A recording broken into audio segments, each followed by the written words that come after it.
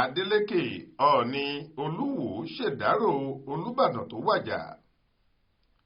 Gómìnà ìpínlẹ̀ Ọ̀ṣun Sẹ́nẹ́tọ̀ Adémọ́lá Adeleke ti ṣàpèjúwe Olúbàdàn kejìlélógójì tó wàjà Ọba Moshood Lékan Balógun Ali Òkúnmádé kejì gẹ́gẹ́ bí ẹni àlàáfíà.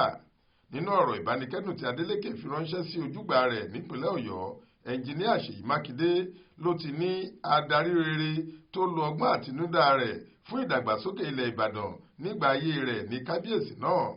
Adeleke ṣàlàyé pé àdánù ńlá ni ikú náà jẹ́ fún ìlú Ìbàdàn àti ilẹ̀ Yorùbá lápapọ̀.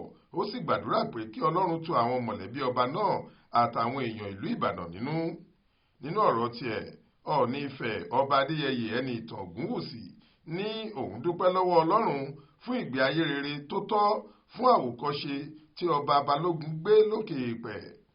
Ó ní ikú bàbá náà jẹ́ àdánù ńlá fún ìran Odùduwà nírú àsìkò bí èyí, nítorí ọba ọ̀hún jẹ́ ọlọ́pọlọ pípé tó kún fún oore ọ̀fẹ́ tó sì mú ìgbáyégbádùn àwọn èèyàn rẹ̀ lọ́kùnkúndùn.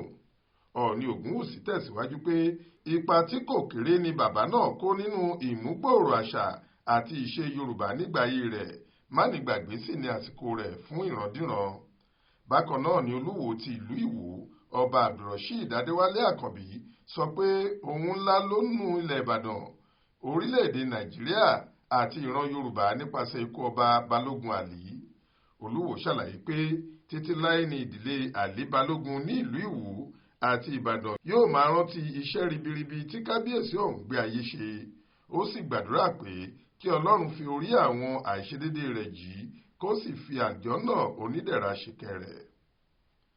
Florence Babasola ló ṣàkójọ ìròyìn yìí fún iléeṣẹ́ tẹlifíṣàn Aláròyé online. Faith Adébọlá ló kà á sétígbọ̀ọ́ yín.